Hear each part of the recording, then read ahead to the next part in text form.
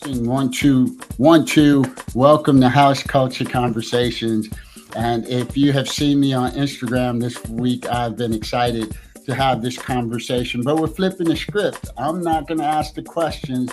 Our very special guest host is going to take the lead. Let me introduce to you DJ Wisp from the UK. How are you?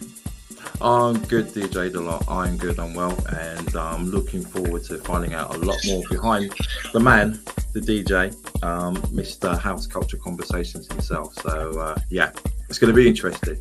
Well, hey, I appreciate that. And just a few weeks ago, we had you on and learned so much about you. And I will say, you know, listening to you play and that soulful house music, a whisper is not indicative because you have the roar of a lion when you're on the table. So I appreciate you taking some time to take interest in me. And Thank you. I turn the floor over to you. It's all yours. It's all mine. So, how are you? Let's start with that. Let's get the pleasantries out of the way. You know, I am good. I cannot complain. It has been a busy week. I wish I played music for a living, but I do not. I have a plan ridiculous. Some people call it a plan A, but I call it plan ridiculous, that I have to check in Monday through Friday. It was a long one, but what I tell people is music is the answer. Music Absolutely. makes me feel, you know, amazing. It releases all of the aggravation from the week.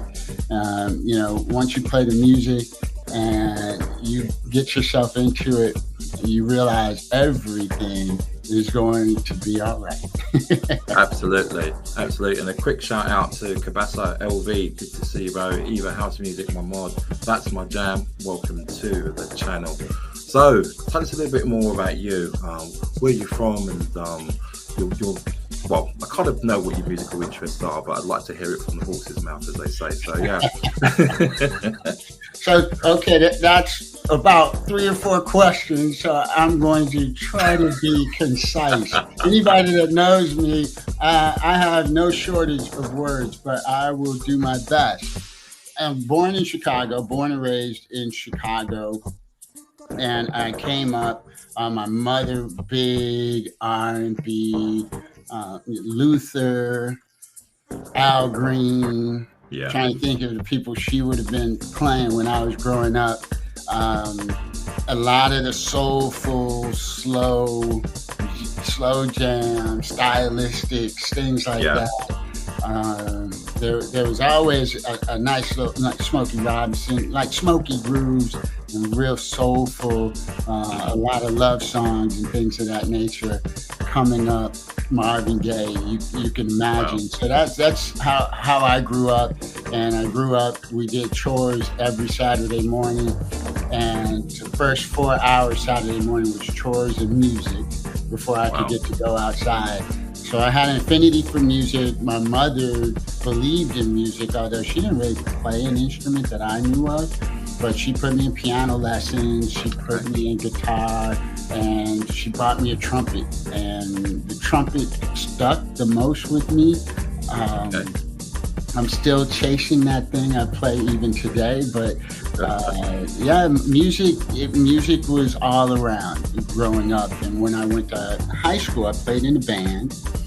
But I never forget, I probably was in the second half of my sophomore year. I went to a party at I was in high school as a sophomore, and this music was playing. Mm-hmm. And it wasn't what we call house today or what we know as specific house, Chicago house, jacking house, soulful, none of that. Mm-hmm. I think it might have been Giorgio Moroder or someone like that, or Kraftwerk. It was some kind of Euro disco kind of tune. But man, that coming through those speakers, it was bumping. I was just like captivated by the experience of all these people, and they're dancing, and the bass is just booming. And I was like, this is amazing. And Now, I didn't really go into DJing right away. I really got into the club life, right? The dancing, going, where's the next party? I want to hear more of this music and just be around it. It was contagious. So that's a little bit about the early days of me in house music growing up in Chicago. Wow. And there's a quick shout to Moses, who's been very generous. Good to see you. Hope you're well. So clearly, house has been a big part of your life and part of your musical journey. So you said there that you spent a lot of time on the other side of the decks, enjoying the music and enjoying what the DJs were doing. So what drew you into the house side of things? Well, we've got to do some timelines, because growing up in the era that I grew up, one of the biggest debates is when did house music start? What was the first house song? Who found it? Who discovered it? Who did this? People claim they have the first house song, that type of thing. And for me, I like to say, until I went to high school, I really didn't go out to parties. So the only music I really heard was R&B, disco. That's what I heard. But if you think about it, the late 70s was really when the decline of, disco was starting, or the transition of disco and the, club music as it was at that time. Yeah, exactly. In Chicago, you may remember there was an event. It was, they burned a bunch of records. They called it something. I can't remember the name. I think it was Disco Demolition or something like that. Disco Demolition. And everybody brought their disco records to the baseball park, and it was between a doubleheader, and they blew up disco records. Wow. They blew up disco records. I think it was a DJ by the name of Steve Dahl or something like that. But they went out there and blew up disco records, and it was a fiasco. Yeah, they had to cancel the second game, and it was just a travesty. Now, this is 77. So you think about 77, something else interesting is happening at that time. Frankie Knuckles is being brought over by Robert Williams, who used to DJ originally at the Warehouse. Right. So Frankie's coming over in 77, playing what he kind of was playing back from New York, Paradise Garage. You got Larry Levan, they're playing these musics, but they're doing edits off of the music that they're playing, disco music. Frankie wanted longer sets and edits and different things like that. So what I always say is, hey, edits and rebumps and things like that were happening in the 70s, and they were happening in the East Coast. As Frankie came to Chicago, but he was playing at the Warehouse, which was a private gay club. And so I didn't have access to that music. I couldn't get in. I was too young. So we were going to high school parties that were being thrown, and I went to Mendel Catholic High School. And so I was there, and we were listening to everything. So you heard some disco, you heard some Euro disco, as I said, you heard the B-52s, you heard rap, you heard all kinds of stuff. Whatever the DJ could put together that curated the groove and incited the dance. Because on the dance floor, they're not saying, is that house? Oh, I can't dance to that. That's my house. Right? They're like, man, that sounds good. Go. That sounds good. Yeah, right? Let me go get some. And you just move your mind. And Absolutely. Then as the 70s moved into the 80s, then you start getting into what I call the branding, right? The marketing. You need to call this something, because DJs in Chicago began to create these edits. They started having these 808s, 909s, and began to create their own music and tracks to play in the club. I think a lot of it, there was just a lot of creative energy. There was a lot of desire to make it. We were inner city kids. A lot of us may not have had a lot of money. This also presented itself as a way out. So you had a lot of things coming together. There's different sides of the city. So the experiences are evolving differently across the different parts of the city.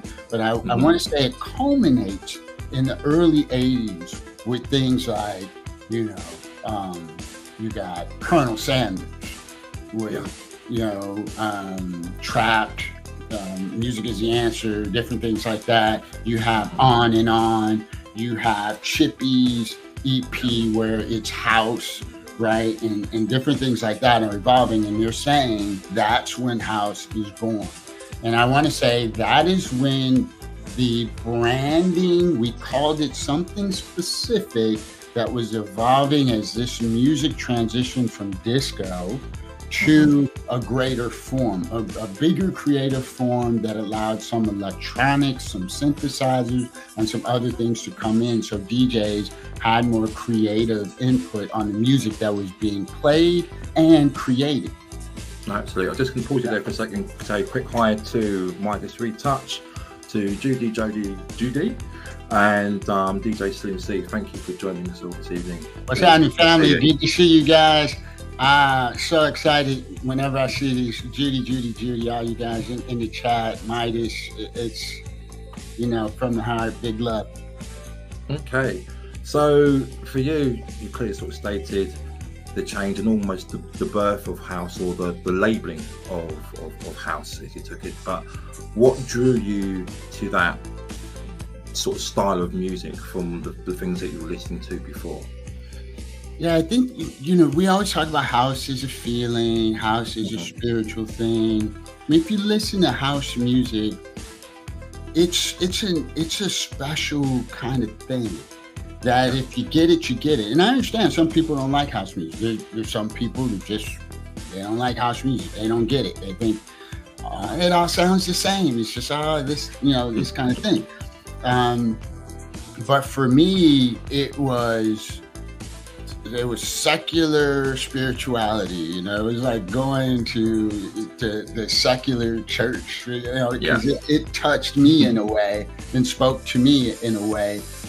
When you think about songs that were being made, like, so listen to Sylvester, right?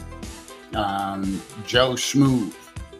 Some of these anthems that we heard that said, hey, I'm different, but I'm okay and I belong. And if you went to a house party, the clubs, even gay or straight, nobody was bothering you because it was about the music.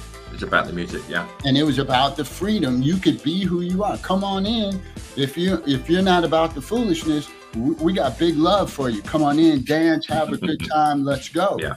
And it was probably one of the diverse experiences I had, where there were white people, there were black people, there were different kinds of people when you went out to some of these clubs, and nobody looked at you strange or weird. You was just like, have a good time.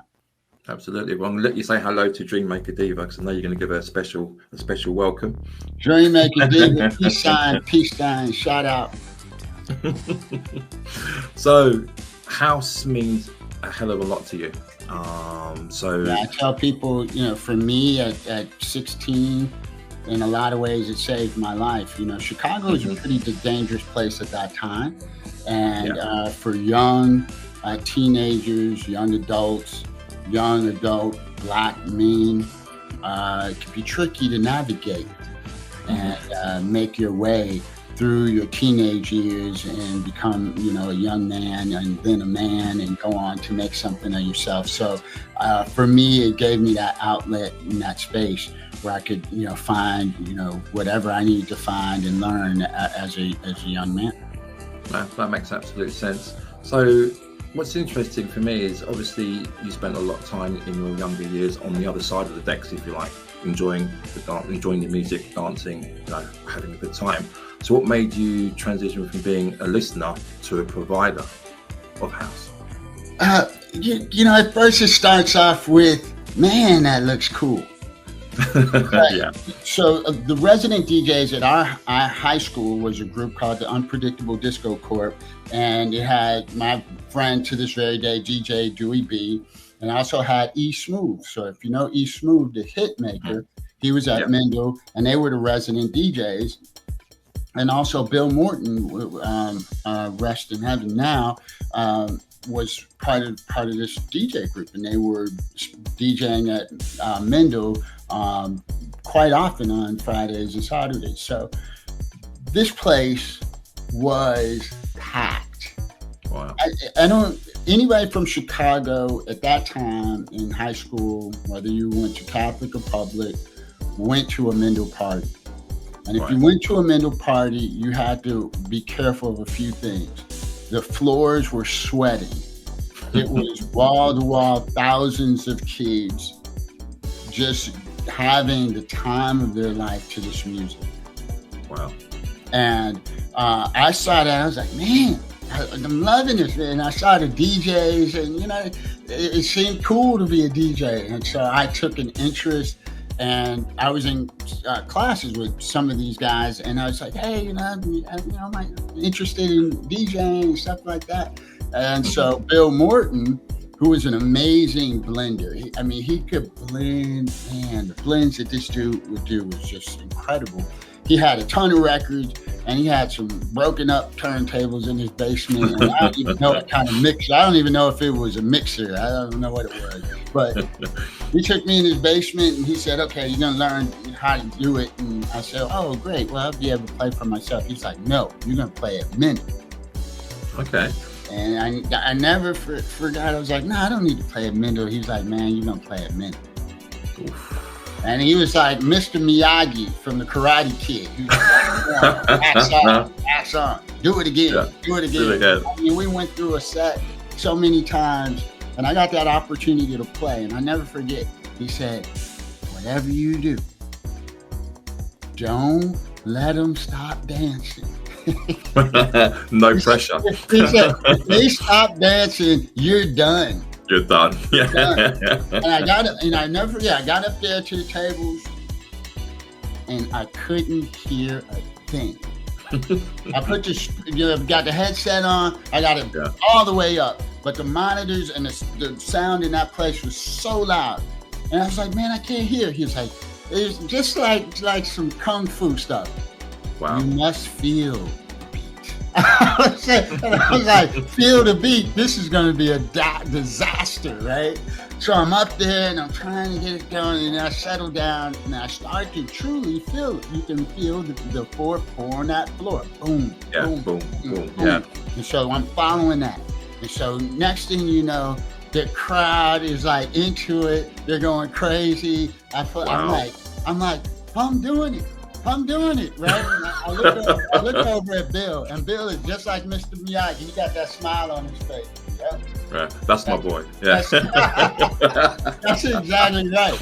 And so from there, I played a little here and there, but I learned something very valuable. Being a DJ is a skill. Now, when anyone listening to me, it is one thing to put a couple records on, play them together, learn a little set, that kind of thing. That's one thing. Yeah.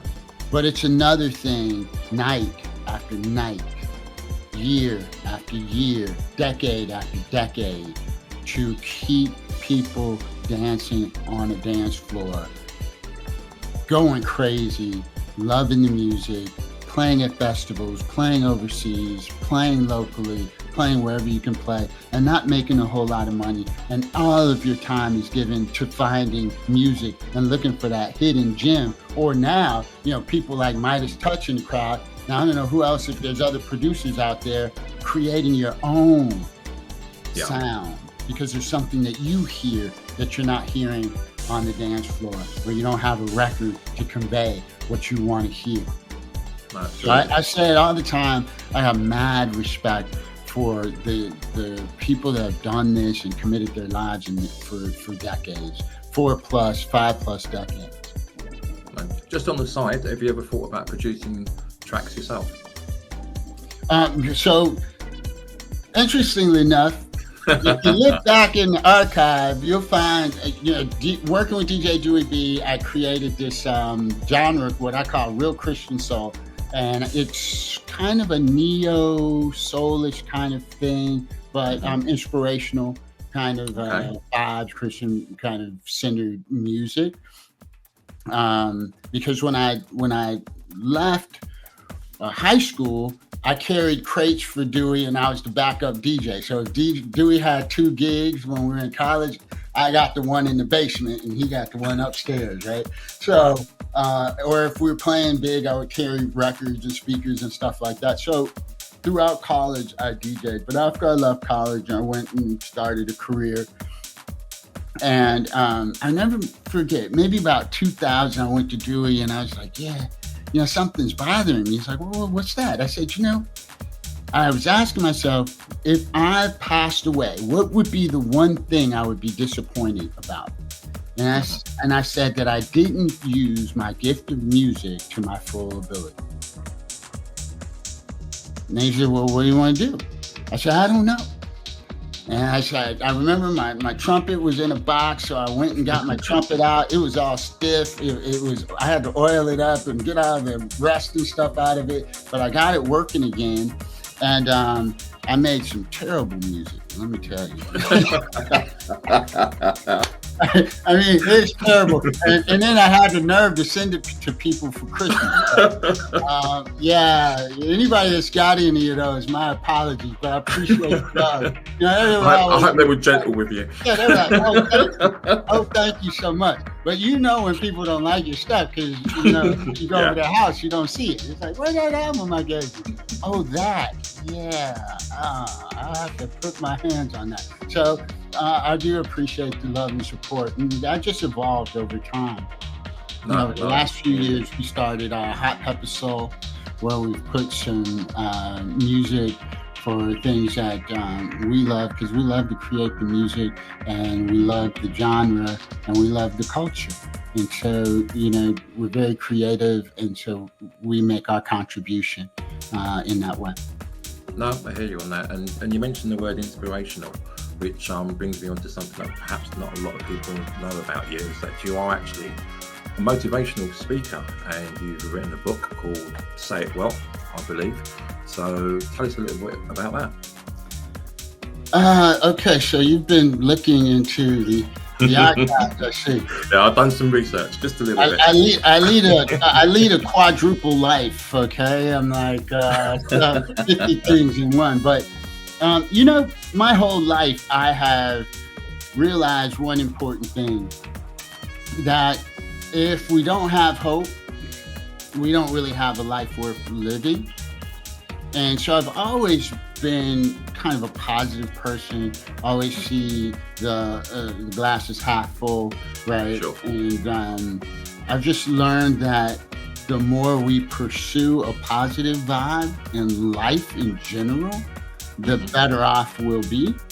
And when I graduated from college in my early 20s, I started just digesting a lot of positive, motivational and self-help and development content, and started shortly after that sharing it with other people, mentoring other people. And now 30 years later, I've been mentoring people professionally, hundreds of people for a long time.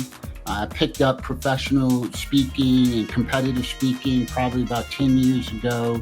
And, the lessons I learned from that, I turned into a book called Say It Well, really to help people be a better communicator, because communication is the number one skill you can work on, period.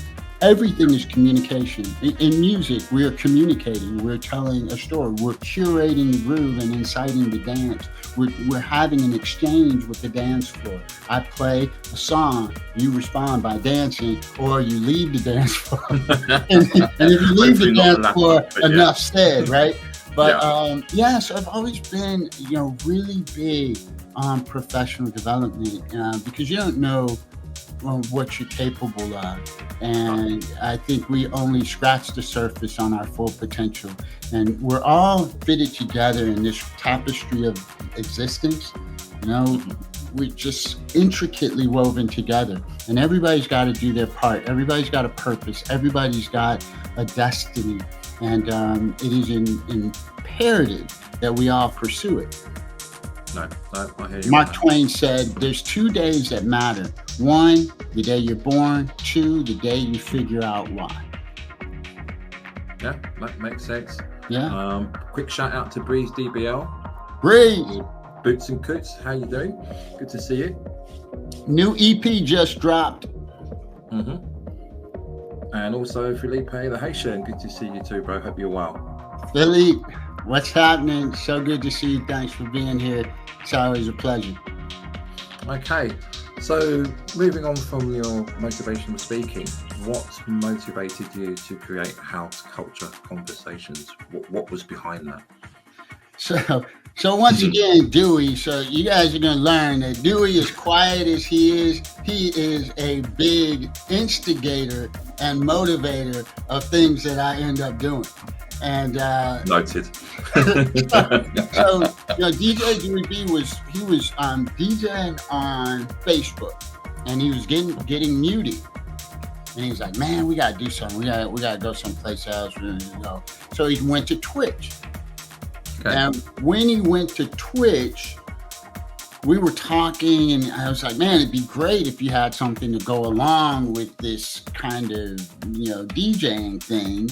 And so, we talked about a talk show. He was like, well, what would we call it? And we came up with House Culture Conversations, a place where everyone can talk about the places and spaces that mean so much to them around the culture. And it wouldn't just be focused on a VIP. It could be focused on somebody from the dance floor or anyone, anywhere, DJs, producers, singers, you name it. Whoever wants to talk about house, this is the place for you to go. We try to steer away from the history so much, because there are some resources there that I think are well equipped to do so. The Vintage House Show is one.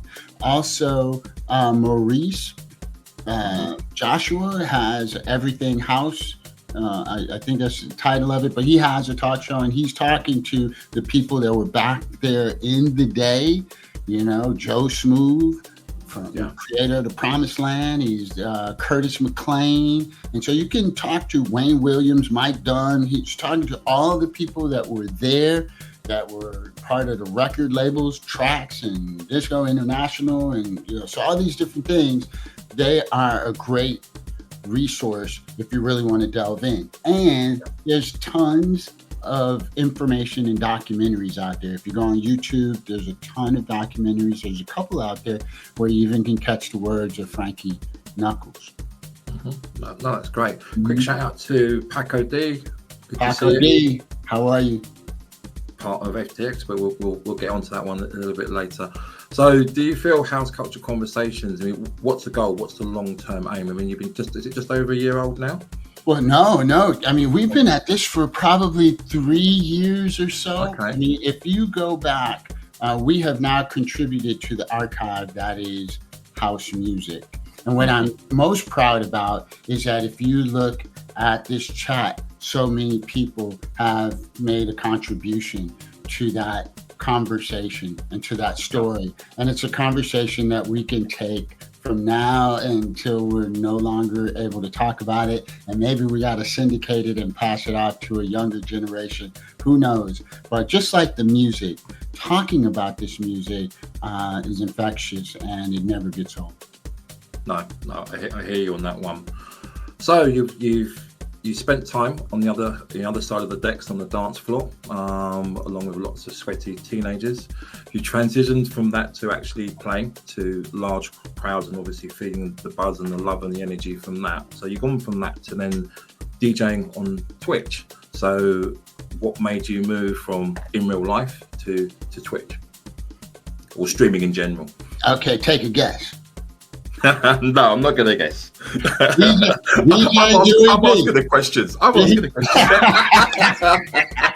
Yeah. You don't answer a question with a question. All right. No, exactly. Once again, DJ Dewey B.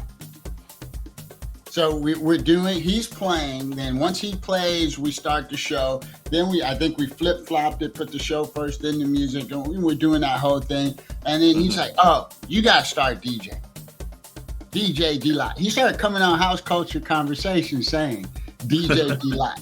Because if you look at the flyer, it's the same flyer we've been using, and for whatever reason, I'm just sold that I'm glued to it. People are like, is Dewey going to be on? I'm like, well, Dewey's focused on the production side of it, but he is just my partner in crime on this thing from day one. So I just keep the flyer. But if you look, I think it says DLott. It doesn't say DJ DLott. I never put myself out there, but I will say this: DJ Dewey B, very accomplished as not only a DJ, but as a producer. And to have him call me DJ Lot, hey, that's a stamp of approval for me. And if he says I'm DJ DLott, here I am. And, so, I slowly started getting a little setup together.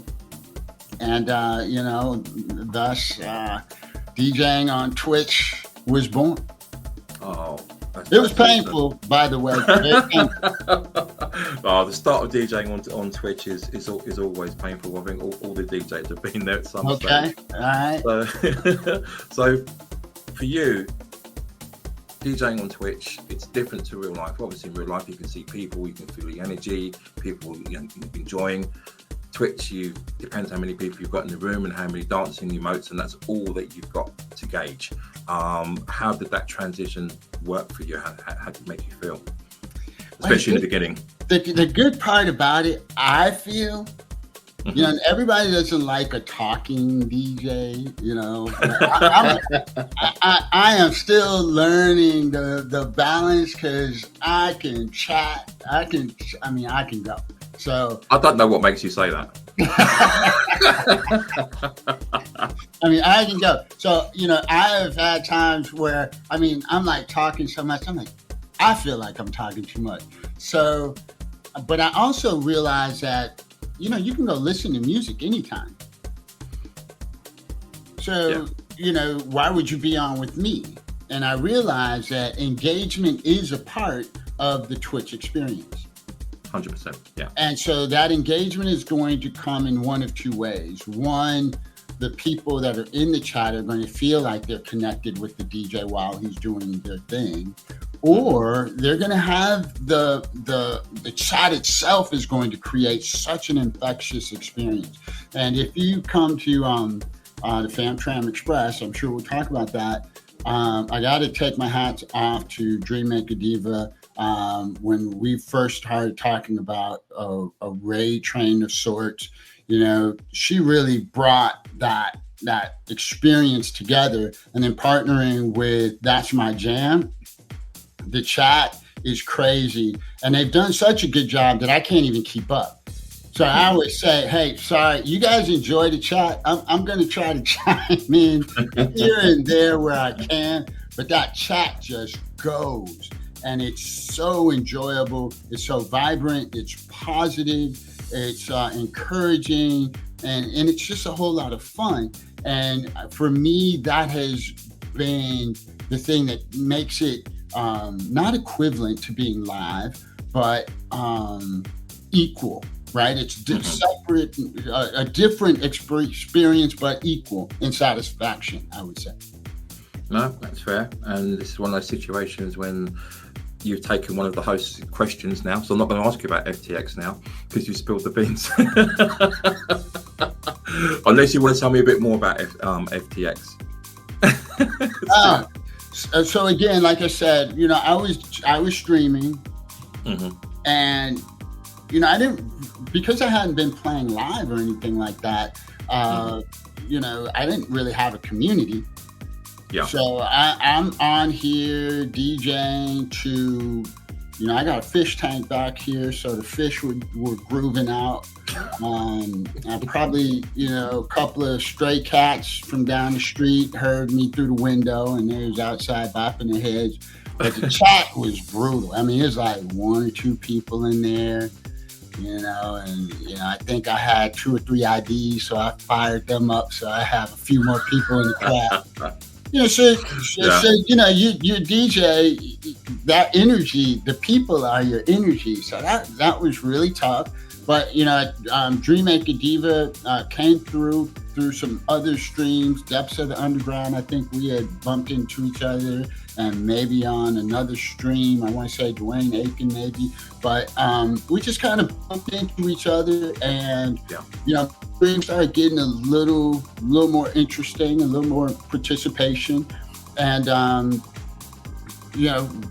Dream Maker Diva just was like, hey, I really like this vibe. I like, how you, do your thing. If you need a mod, let me know. I'm like, hey, it's me and you, so I don't know what modding you need, but she's like, yeah. And so we just, started reaching, out and created a raid train that started to create a community. And it's been a lot of fun, and it's been great.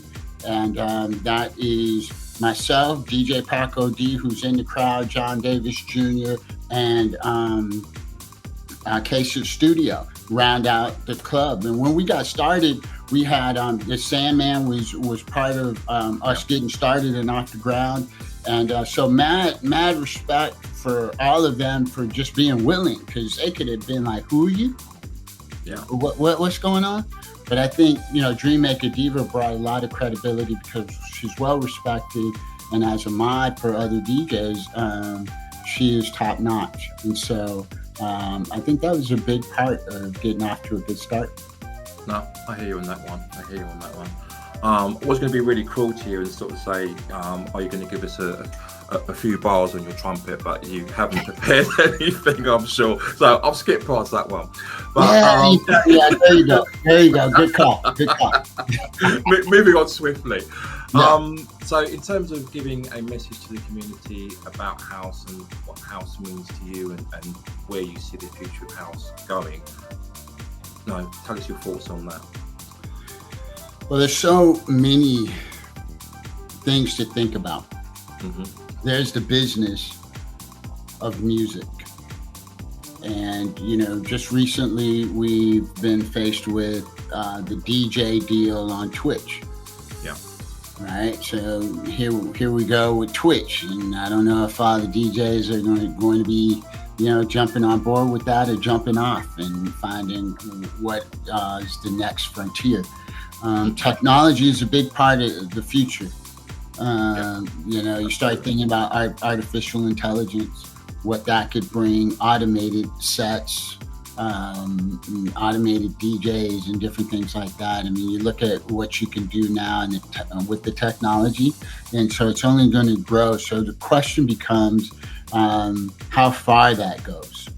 Mm-hmm. Just how far, because right now, we DJ on Twitch. Nothing says I can't be online and be DJing a live event. Yeah, exactly. Here on the other side of the world. Mm-hmm. So I think technology is going to be a big thing that takes house even higher and further. But the business side of it, I worry about is, can an artist make money? House is not like hip hop or R&B or any of those things, and so I don't know if there's a lot of money for the artists. Most of us are working journeymen in this space, right? Whether you're a producer or otherwise, if you're not at the top of the house food chain, hard to make a living. No, absolutely. So given that fact, then, do you sort of worry about the future of house or house? What does house look like in 5 or 10 years' time? Yeah, I don't worry about the music itself, because the music will live on. People will be so inspired to create around this space. As you know, it's just so much fun. And when you hear some of the music that comes out, some of the edits that come out, they just make your heart dance. So I don't think that's going to be the problem. House, I feel, will always have its underground roots. It's the one music everybody tries to take a bite out of, but they can't take it across the street. They have to leave it here with us underground.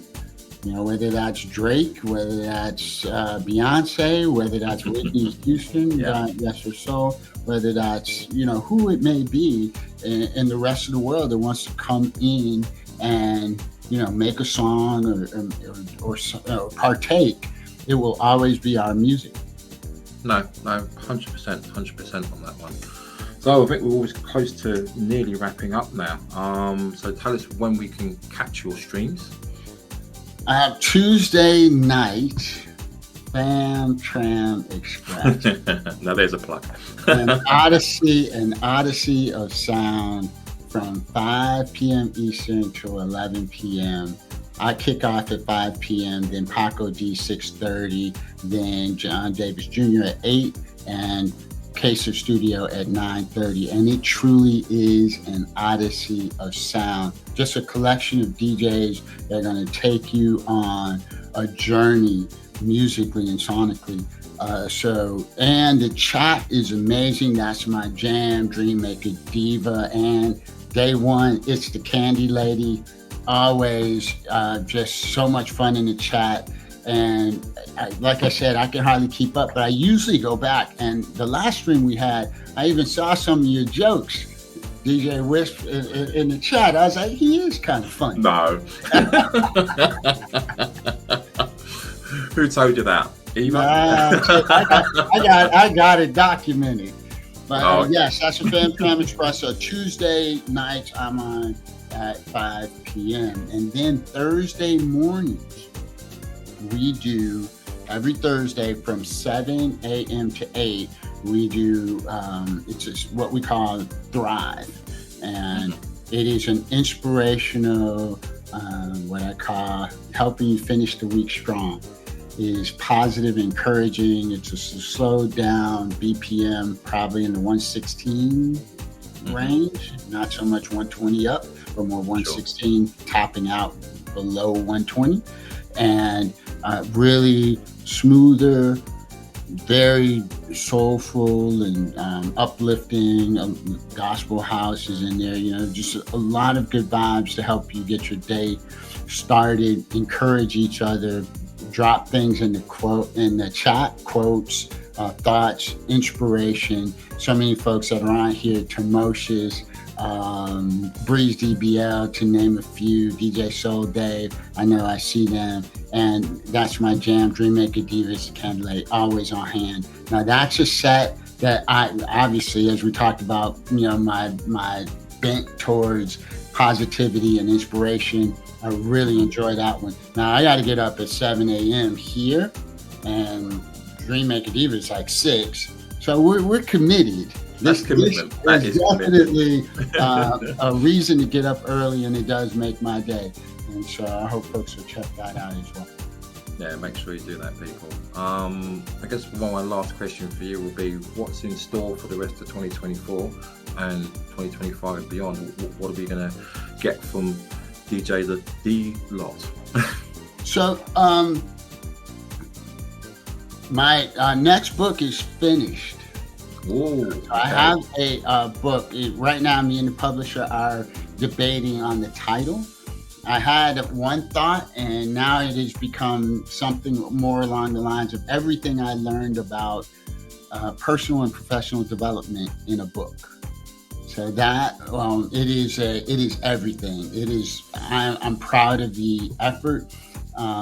If you want to know anything about personal and professional development, it's going to be in that book. And so one of those life works. And then I'll go after to write some kind of bestseller. I don't know. We'll watch the space for that one. Exactly. We'll have more music coming your way. DJ Julie, B, and myself always in the kitchen cooking something up. That will be forthcoming. And I continue competitive speaking.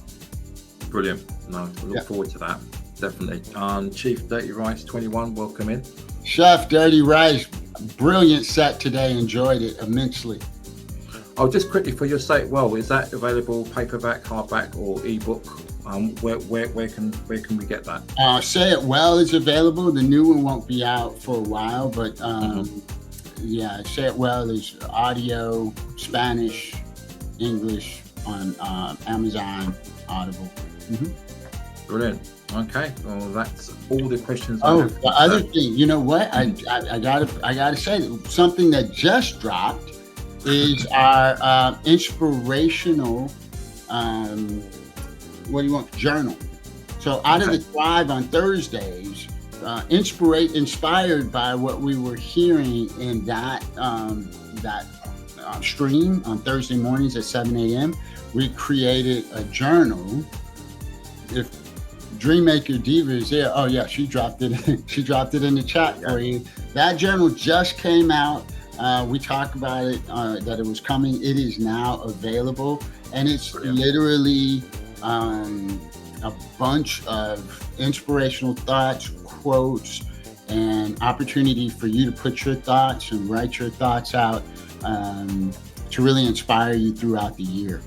And so hopefully people will enjoy that, and that it will provoke some thought. And then you'll bring that back in the Thursday Thrive streams and talk about it, and we can chat around about it. The other thing is it has a playlist on there. So it has a QR code so you can scan a playlist. We're going to be updating that and having fun with that with the folks that are in the Thrive, and changing that up periodically. So check that out as well. Yeah, we'll get involved. Yeah, brilliant stuff. Well, thank you for your time. Thank you. I appreciate you on the other side and giving me an opportunity to talk about, house music. And, I call it the seed that sprouted much fruit in my life. And I know a lot of other people feel the same. No, absolutely. And of course, a big shout out to the chat for everyone that's been here and supporting. And I hope they do continue to support you as always.